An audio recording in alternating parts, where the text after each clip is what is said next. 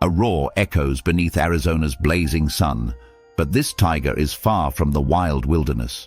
Behind closed gates, exotic cats live lives trapped between spectacle and survival, hidden from public eyes. Arizona has become a controversial hub for tiger ownership, challenging laws meant to protect both. Thousands of these powerful cats exist in private hands, raising urgent questions about safety and ethics. But how legal is Arizona's tiger trade, and what risks lurk beneath its regulated surface?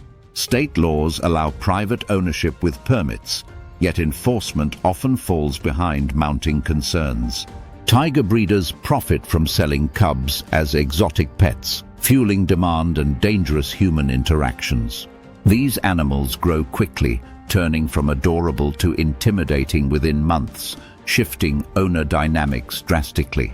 Experts warn that many private owners lack the training or facilities necessary for safe, humane care.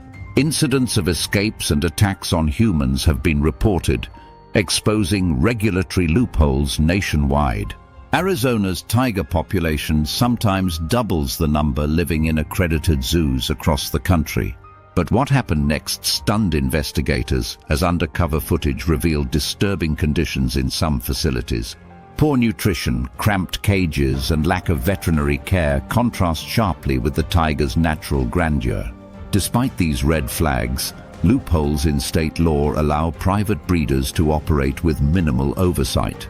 The federal government's regulations struggle to keep pace, leaving a patchwork of protections scattered and uneven. Local communities live with the looming threat of a big cat suddenly loose in suburban neighborhoods. Animal welfare organizations push for stronger restrictions, warning of the hidden dangers these practices breed. Tigers in captivity face psychological stress and physical ailments unheard of in their wild counterparts. Conservationists emphasize that captive breeding often distracts from efforts to protect wild tiger populations. Arizona's climate, while harsh, mimics some native habitats, allowing tigers to survive but not truly thrive. Meanwhile, the black market for exotic animals thrives, complicating legal trade and enforcement efforts. Big cats bred for profit rarely see release or rehabilitation, their futures chained to captivity's fate. Stories of abandoned cubs and surrendered adults paint a grim picture behind the tiger trade's glossy surface. Yet some private owners argue they provide sanctuary and education, aiming to inspire conservation awareness. But what's fueling Arizona's booming exotic pet industry? Money, status, and a dangerous fascination. Social media posts glamorize tiger ownership, often ignoring the risks and ethical dilemmas involved. Every transaction chips away at the line between admiration and exploitation of these majestic predators. Wild tigers continue to vanish at alarming rates, making captivity's allure a complex conservation paradox. Experts question whether breeding tigers for private ownership undermines global efforts to preserve wild species. Public pressure mounts to close loopholes and enforce stricter penalties for illegal breeding and trade.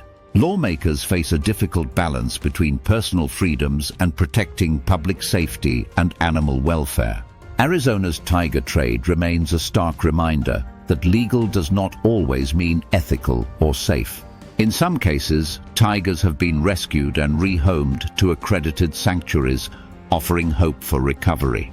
But these success stories are rare amid a sprawling industry built on unchecked demand and fragile laws. The future of Arizona's tiger trade may depend on federal intervention and informed public advocacy. As awareness grows, so does the call to redefine humanity's responsibility toward these captive giants. What if the law shifted from permitting possession to prioritizing protection and rehabilitation instead? Each tiger's story in Arizona reflects a broader conflict between human desire and natural dignity. Understanding this trade's complexity challenges us to rethink what freedom means for both humans and animals. In the fading light of an Arizona sunset, the question remains, can legality protect what's truly wild? The answer may shape not only tiger futures, but the very nature of wildlife stewardship in America. For now, these captive kings remind us that true respect for nature demands more than just rules. It requires courage, compassion, and a commitment to coexistence beyond borders and cages.